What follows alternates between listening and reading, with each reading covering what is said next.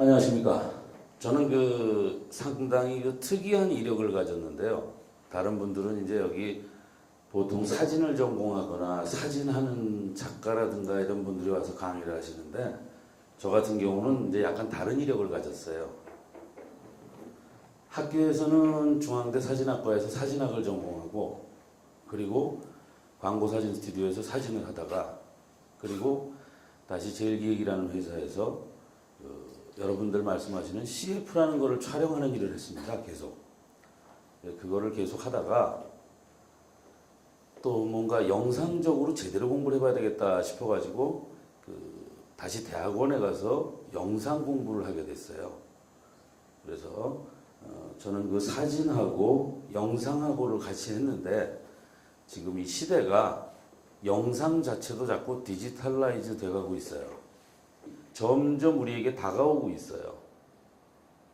저는 오늘 사진은 무엇이라고 정의할 수 있는 것인가? 카메라란 무엇인가? 또 디지털 카메라란 무엇인가? 이런 거에 대해서 여러분들께 말씀을 드리려고 이 자리에 섰습니다. 자, 요거는 이제 제가 정리를 한 건데요. 미술과 예술이라는 부분입니다. 과연 미술은 뭐고 예술은 무엇일까? 여러분들이 과거에 학창 시절에 알타미라 동굴에 황소가 있고 소가 있고 양인지 개인지 이런 것들이 있고 하는 그림들을 보셨을 거예요. 그래서 누군가 눈에 보여지는 것을 묘사하기 시작했어요.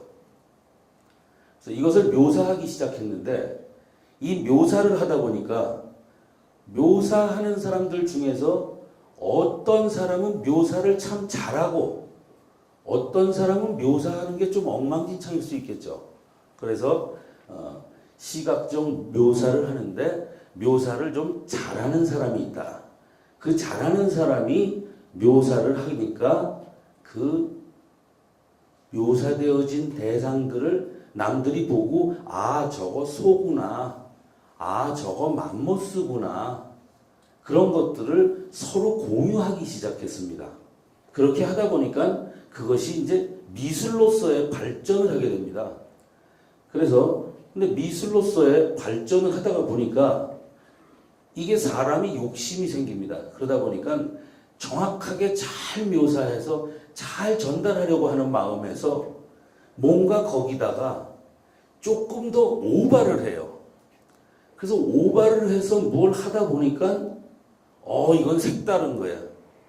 그래서 이렇게 색다른 거가 나오니까, 야, 이건 미술이 아니라 예술이다. 이렇게 되기 시작한 거예요. 그러면서, 자, 이게 굉장히 비효율적이에요. 그리는데 너무 많은 시간이 걸리죠. 그래서 효율적 기록수단이 필요하게 됐는데, 어느 날, 우리가 아는 무슨 다게레오라든가 니에푸스라든가 그런 사람들이, 빛을 받으면 색깔이 변하는 것들이 있다. 그걸 찾아냈어요. 찾아내서 빛으로도 그림을 그릴 수 있겠구나. 그래서 초창기의 사진은 빛으로 8시간 정도 노광을 해서 간신히 그림을 만들어낼 수 있었어요. 그렇지만 그거는 세상이 빛으로 그림을 그려준 거예요. 여러분들이 아시다시피 포토그래피, 사진, 포토, 빛, 그래피, 그림입니다. 진정한 빛이 그림을 그려주기 시작한 거예요. 그래서 빛이 그림을 그려주기 시작하면서 최초에 있던 시각적 묘사를 통해서 공감을 공유하고자 했던 원초적 목적으로 묘사가 다시 돌아왔습니다. 그러다 보니까는 묘사의 기술이 배제됐어요. 그러니까 묘사하는데 어떤 이런 세피를 쓰거나 뭘 하거나 파스텔을 쓰거나 묘사의 기술이 배제됐어요. 배제되고 나니까 이제 어떻게 그러면은 각자의 개성을 표현할 수 있느냐는, 이건 누구의 것인가는 개성을 표현할 수 있느냐 하는 문제가 생겼어요. 그러다 보니까는 사진은, 벽화는 여기서부터 저까지 그리고 계속 그리려면 그리고 다 그리지만, 사진은 어떠한 틀이 있습니다. 프레임. 이 프레임이 있습니다. 그래서 프레임을 이용한 묘사 범위를 선택하기 시작했어요. 그게 카메라 앵글을 잡는다, 무엇을 한다 하는 그런 문제입니다. 그래서 아마추어들이 처음에 사진을 시작할 때 제일 먼저 하는 것이 정물 사진이에요. 프레임을 어떻게 잘라낼 것인가. 그리고 나서 조금 있으면은 이제 사진 작가가 되셔서 이제 사진 작가다 하고 다니시는 분들이 이제 시작하는 것이 뭐냐면은 기다리는 거예요. 프레임을 결정해 놓고 그 다음에 기다립니다. 여러분들이 많은 그 사진들을 사진전에 가서 보시면은 아 이거 괜찮다 하는 거는 어떤 사진의 배경이 있고 그 배경 안에 야 어떻게 마침 저기 자전거가 지나가고 있었을까? 어떻게 마침 빨간 우산을 쓴 여자가 노란 장화를 신고 지나갔을까? 그런 어떤 그 자리에 적절한 어떤 오브제, 그것이 동감 있는 오브제의 그 모멘텀이 들어있을 때 이 사진 참 좋다 이렇게 얘기를 해요. 그래서 이제 그러다 보니까는 프레임과 순간으로서 대상을 선택할 수 있게 되니까 이제 사진도 예술 수단으로서의 가능성이 생겨났어요. 그런데 전자기술의 혁명이 일어나서 과학자들이 끊임없이 디지털로 실험을 하기 시작합니다. 자꾸만 필름이 하는 영역을 과학자들의 도전 정신이 있으니까 이거 디지털로 전자로 할 수 있어. 그래서 많은 가능성을 갖고 달려가다 보니까는 이거는 과거에는 전자도 기록해서 가서 봐야 됐는데 전자를 즉석 확인할 수 있게 된 거예요. 그러니까 즉석에서 할 수 있게 되니까 즉석에서 선택을 할 수 있게 됐어요. 이것은 일장일단이 있습니다. 장점은 즉석에서 아닌 건 버리고 즉석에서 좋은 거는 취하는 방법이 있지만 또 아닌 거는 뭐냐면은 무엇인가 기다리는, 촬영을 하고 나서 그것을 기다려야 그 결과물을 내가 볼 수 있다고 할 때 그 촬영의 순간을 맞이하는, 촬영의 순간을 맞이하는 마음의 자세가 이거 한번 보려면은 집에 가서 현상하고 인화해서 봐야 되는데 이거 가만히 있어봐. 이거 혹시 잘못 찍으면은 괜히 필름값 아깝고 현상비 아깝고 시간 하루 지나갔는데도 하루 이틀 지나갔는데 결국 결과가 아무것도 아니더라. 그런 결과를 막으려고 촬영을 하는데 굉장히 심사숙고해요. 생각을 많이 합니다. 근데 디지털라이즈 되고 나니까는 즉석 확인을 하고 즉석 선택을 할 수 있으니까 너무 사진이 막 가벼워졌어요. 아날로그 사진들은 전부 암시해서 우리가 볼 수 없는 과정들을 통해서 우리가 컨트롤하고 보고 이거 아니야 이렇게 할 수 있는 그런 부분이 없는 것의 상태에서 사진이 만들어집니다. 필름이 형성되고.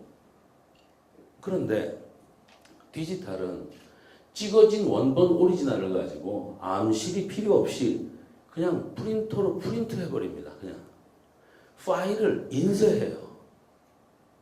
그러다 보니까는 아날로그를 추종하면서도 그것을 능가해보려고 하는 과학자들의 노력이 막 나타나요. 그러면은 아날로그라는 거는 감성하고 예술 이런 부분들이 아날로그와 접목되는 부분인데 그런 접목되는 부분마저도 능가하려고 하는 거예요. 아날로그를 하거나 예술을 하는 사람들 입장에서 볼 때는 성역에 도전을 하기 시작한 거죠. 과학이. 그래서 굉장히 편리하지만 작가의 역할이 어떤 모멘텀을 잡아내는 작가의 역할이니까 이 사진이 한 장 찍고 나서 5분 있다 한 번 더 찍을 수 있다. 예를 들면 한 장 찍고 나서 최소한 5초 있다 한 번 더 찍을 수 있다. 그러면 한 장 셔터를 누르는데 굉장히 많은 고민을 하게 될 거예요. 디지털 카메라라는 거는 카메라 자체. 우리가 그렇죠. 콩 심은데 콩 나고 팥 심은데 팥 난다. 디지털 카메라가 태생적으로 과학자적 감성, 그러니까 결국은 냉철한 이성이죠. 그거에 의해서 만들어졌고, 그러다 보니까 과학자들은 사진 속에, 결과물 속에 따뜻함이라는 거에는 전부 다 간과했어요. 그저 정확하게. 디지털과 아날로그는 우리가 얘기한다면은, 디지털은 칼이에요. 아주 예리한 칼. 그 아주 예리한 칼. 그 예리한 칼이고, 아날로그는 톱이에요. 뭘 썰어도 이렇게 두두두두두 이렇게 헝클어져 있어요. 가장자리가.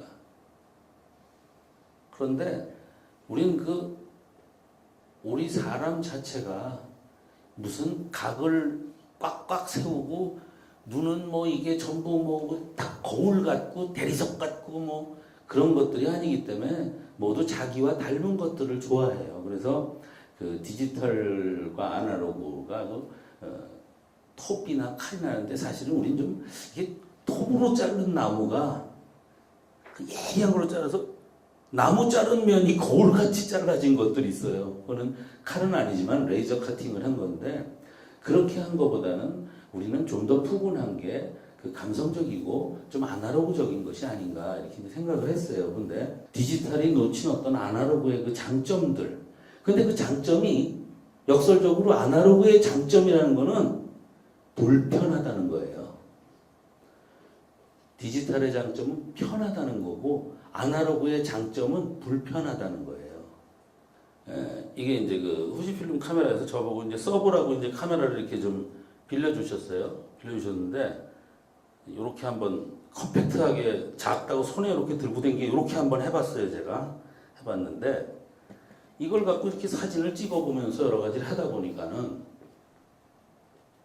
그러면 여태까지 디지털은, 지금 여태까지 제가 말씀드린 거로 들으면 디지털은 나쁜 것이고 메마른 것이고 날카롭기만 하고 작품 하는데 쓸 수가 없고 이거 도저히 안 되는 거고 그래도 아날로그를 써야 되고 이런 이야기를 여태까지 들리셨을 텐데, 제가 보니까 이제 아시다시피 아까도 얘기했지만은 캐논은 광학회사고, 올림퍼스 지금 OMD 많이 나와 있죠. OMD, 올림퍼스, 펜, 그게 다 그 회사들이 다 광학회사입니다. 광학회사고, 이 후지필름은 필름 회사예요. 원래부터. 그래서 필름이라고 하는 아날로그의 철학이 담긴 그 작품 사진을 위한 새로운 하이엔드 디지털 카메라가 나왔다. 후지필름 X프로 1입니다. 작가를, 그래서 제가 여기다 캐치프레이즈예요. 새로운 하이엔드 디지털 카메라 후지필름 X프로 1. 작가를 예술의 중심에 세우다. 이게 무슨 얘기냐면, 작가가 디지털 기술을 활용하고 아날로그의 감성을 가지고 할 수 있는 걸 얘기하는 거예요.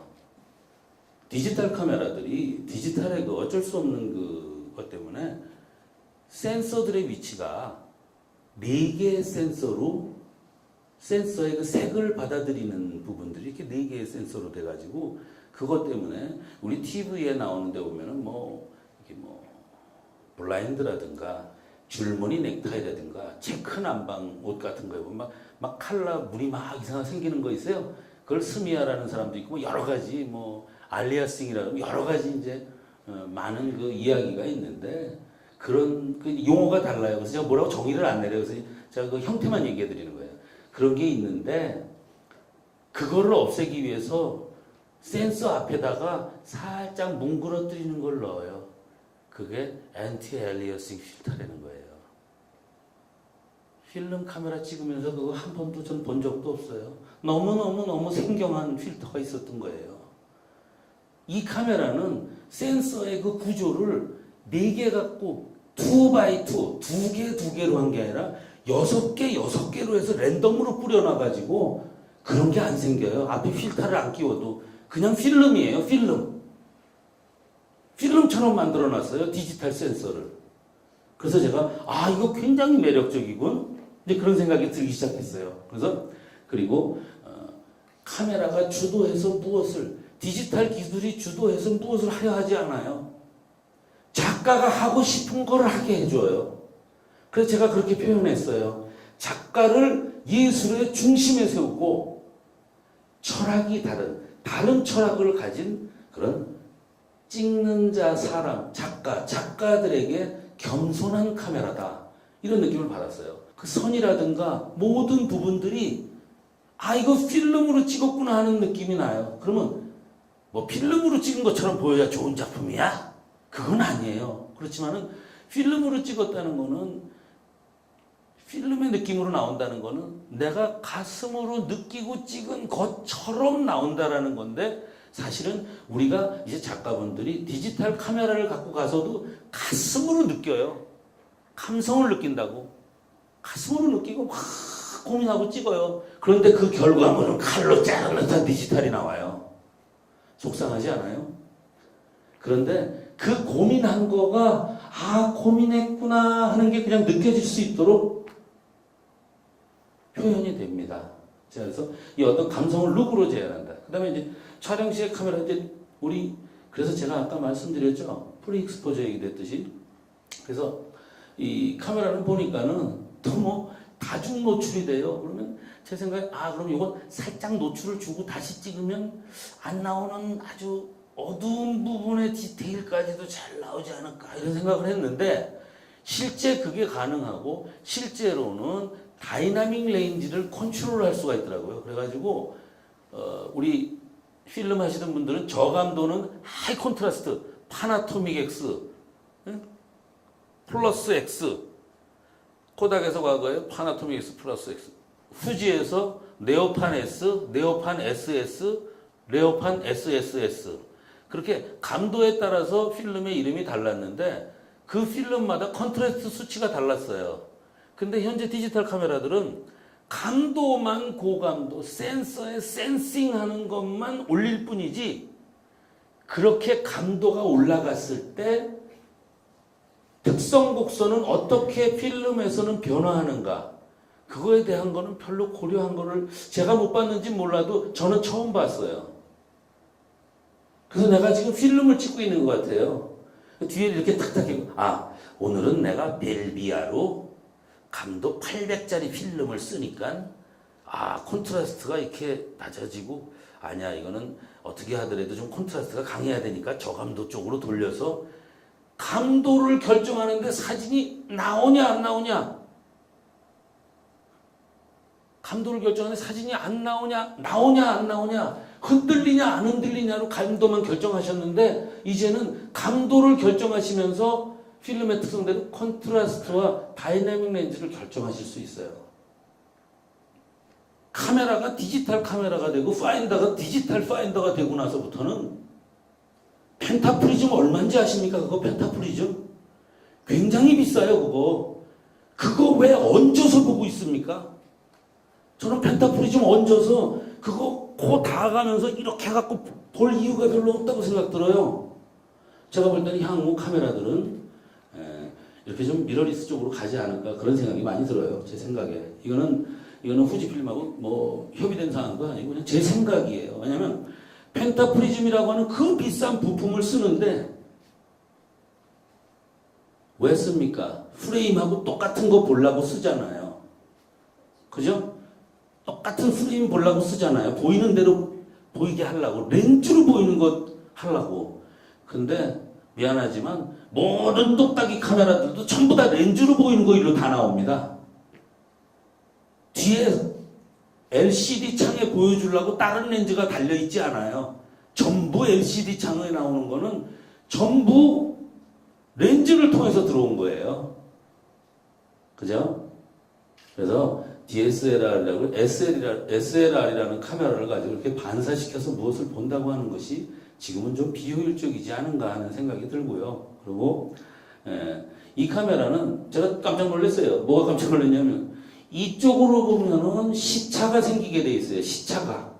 그래서 이쪽으로 보면 시차가 생겨요. 그래서 여기 찍어지는 거하고 보이는 거하고 다르니까. 근데 이 카메라는 찍어지는 거하고 보이는 거하고 다르게 안에 이렇게 패럴렉스 라인이라고 라인이 그려져 가지고 그 라인에 의해서 어느 정도 찍어지는구나.